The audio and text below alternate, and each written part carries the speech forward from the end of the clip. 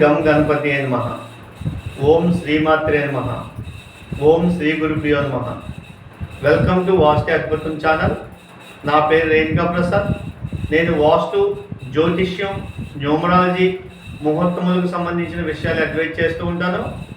మనం ముందు వీడియోలో తూర్పు ఉత్తర భాగాల్లో తగిలే వీధి చూపులు లేదా సోలల గురించి తెలుసుకున్నాం. ఈరోజు మనం పడమర వైపున తగిలే వీధి చూపులు లేదా సోలల గురించి తెలుసుకుందాం. అయితే సాధారణంగా ప్రతి స్థలానికి లేదా ప్రతి ఇంటికి ఎక్కువగా 12 రకాల వీధి చూపులు లేదా వీధి సోలలు తగిలే అవకాశం ఉంది. అయితే వీటిలో 8 మనకు అశుభాన్ని కలిగించే సోలలు, 4 మనకి శుభాన్ని కల్పించే చూపులు. అయితే ఇవి కాకుండా కార్నర్స్లో అంటే ఈశాన్య మూల, ఆగ్నేయ మూల, నైరుతి మూల, వాయవ్య మూల ఇలా మూలల్లో తగిలే ఇంకో 4 వీధి సోలలు ఉన్నాయి. అయితే వీటిలో ఈశాన్యం తగిలే వీధి చూపు మాత్రమే మంచిది. అంటే ఇవి రేరుగా తగులుతాయి అన్నమాట. ఓకే, ఇక ఈరోజు మనం పడమర వైపున తగిలే వీధి చూపులు లేదా వీధి సోలల గురించి తెలుసుకుందాం.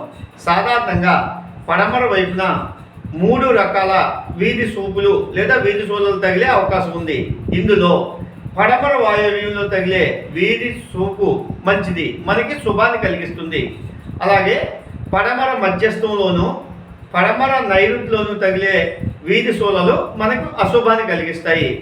పడమర వాయవ్యంలో అంటే ఇదిగో ఈ విధంగా పడమర వాయవ్యంలో తగిలే వీధి చూపు మనకి శుభాన్ని కలిగిస్తుంది అన్నమాట.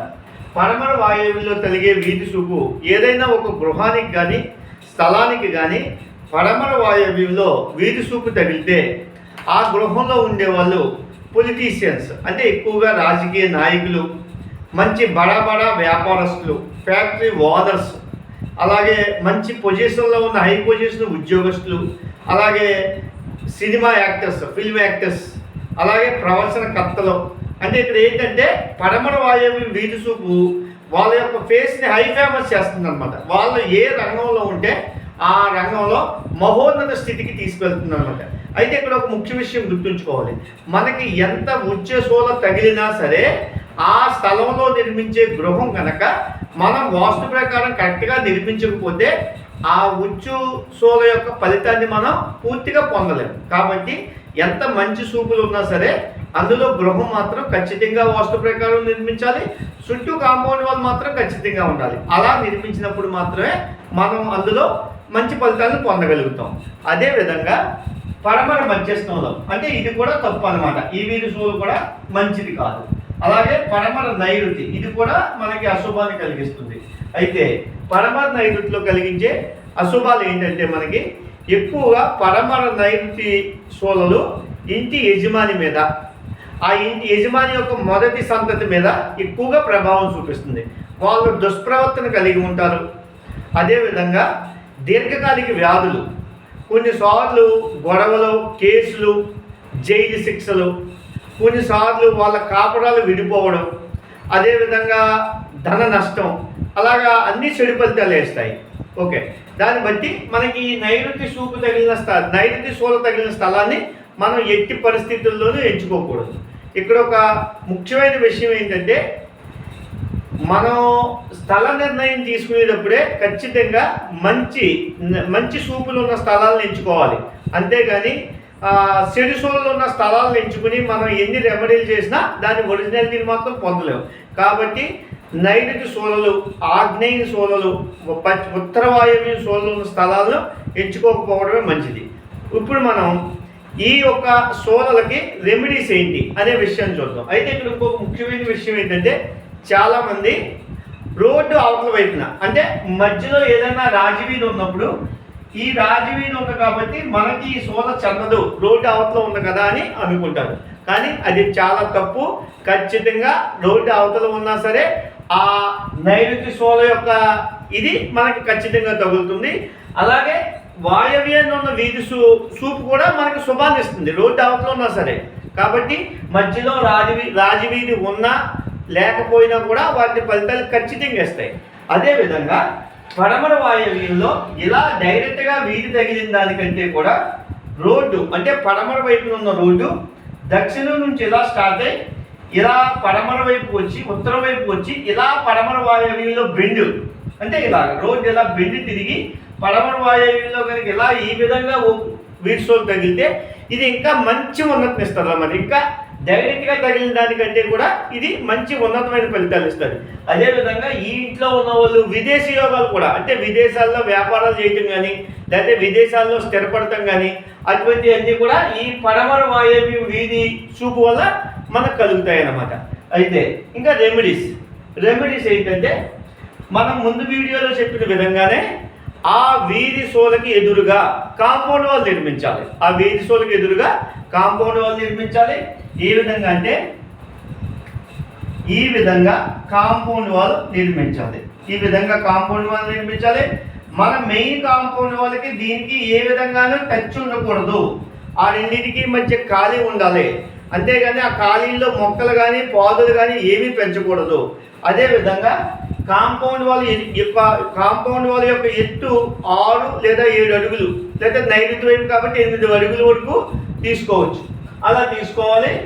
ఆ విధంగా మనం అలాగే రోడ్డు వెడల్పు కంటే ఆ వైపు ఈ వైపు కూడా 1 ఫీట్ ఎక్కువ ఉండేలాగా మనం కాంపౌండ్ వాల్ నిర్మించుకోవాలి. ఆ విధంగా నిర్మించుకోవడం వల్ల ఈ నైరుతి సోల్ నుంచి కొంచెం మనం సేఫ్ జోన్ అవుతాం.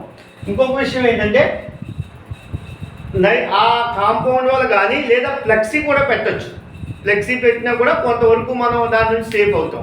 అంతేగాని వినాయకుడి బొమ్మలు కానీ మిర్రర్స్ అద్దాలు కానీ వీధి సోలకు ఎదురుగా పెట్టడం వల్ల మనం ఏ విధమైన ఫలితాలను పొందలేము. ఖచ్చితంగా వాటి వల్ల ఉపయోగాలు లేదు. కానీ ఏదైనా వాస్తు దోషాలు ఉంటే ఖచ్చితంగా మనకు కనిపించకుండా అడ్డుగా ఏదో ఒక కాంపౌండ్ వాల్ కానీ ఫ్లెక్సీలు కానీ నిర్మించాలి. అంతేగాని వినాయకుడి బొమ్మలు కానీ అద్దాలు కానీ పెట్టడం వల్ల మనకి ఏ విధమైన ఉపయోగం ఉండదు. కాబట్టి ఖచ్చితంగా మీరు కాంపౌండ్ వాల్ అడ్డంగా కట్టుకోండి. మన మెయిన్ కాంపౌండ్ వాల్కి ఈ కాంపౌండ్ వాల్కి మధ్య ఖచ్చితంగా ఖాళీ ఉండాలి. ఏ విధంగా టచ్ అవ్వకూడదు. ఈ విధంగా నిర్మించుకున్న తర్వాత మీకు కావలిస్తే సెంటిమెంట్లుగా ఇక్కడ వినాయకుడి బొమ్మ కానీ మిర్రర్ కానీ ఏర్పాటు చేసుకోండి.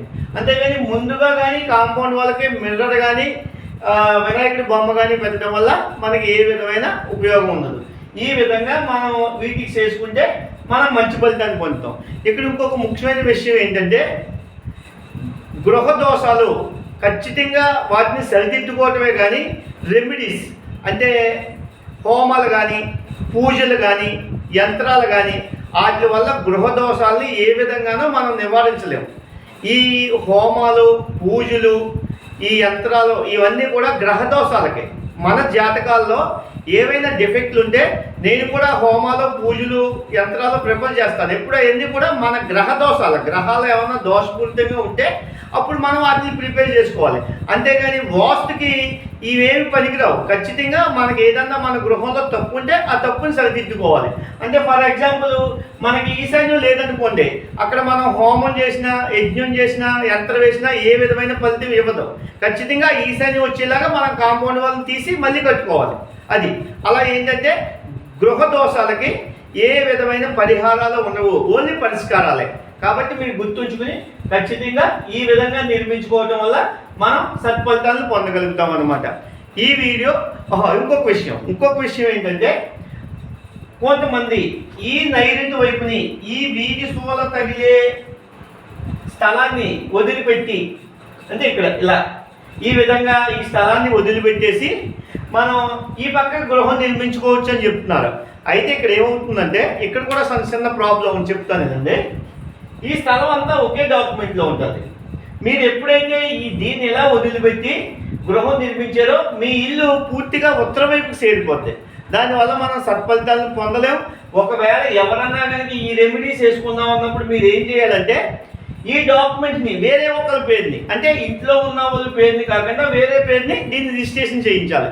ఎందువల్లంటే ఈ ఇంట్లో గల వాళ్ళకి ఇది దక్షిణ స్థలం కాబట్టి ఏం చేయాలంటే ఈ ఇంట్లో ఉన్న వాళ్ళ పేరుని ఎవరి పేరుని కూడా ఈ స్థలం ఉండకూడదు. వేరే వాళ్ళ పేరుని ఈ స్థలం వేసి ఆ తర్వాత మనం గృహం నిర్మించుకోవాలి. అయితే నా ప్రిపరేషన్ ఏంటంటే ఎప్పుడైనా మనం గృహం నిర్మించుకున్న తర్వాత ఏదైనా తప్పని పరిస్థితుల్లో సోల్ తగిలితే ఈ విధంగా రెమెడీలు చేసుకోవాలి. కానీ మనం ఫస్టే సోల్ ఉన్న స్థలాన్ని ఎంచుకోవద్దు. ఎందుకంటే మనం ఎన్ని రెమెడీలు చేసినా దాని సత్ఫలితాన్ని మనం పొందలేము. ఓకే, ఈ వీడియో మీకు నచ్చినట్లయితే లైక్ చేయండి, షేర్ చేయండి. మరిన్ని వీడియోల కొరకు గంట సింబల్ని యాక్టివేట్ చేయండి. మా ఛానల్ సబ్స్క్రైబ్ చేసుకోండి. ఇంకొక విషయం ఏంటంటే, ప్రతి నెల హైదరాబాద్, వైజాగ్ క్యాంప్ ఉంది. మీకు మీ ఫ్యాక్టరీలు కానీ, గృహాలు కానీ, షాపులు, షాపింగ్ మాల్స్, ఏదైనా వాస్తు దోషాలు కానీ, లేదా మీకు ఏవైనా జాతక పరిశీలన కానీ, న్యూమరాలజీ కానీ, లేదా ముహూర్తాలకు సంబంధించిన విషయాలు కానీ నన్ను సంప్రదించాలనుకునే వాళ్ళు మన స్క్రీన్ మీద వచ్చే నెంబర్లను తీసుకుని నా వద్ద అపాయింట్మెంట్ తీసుకోవచ్చు.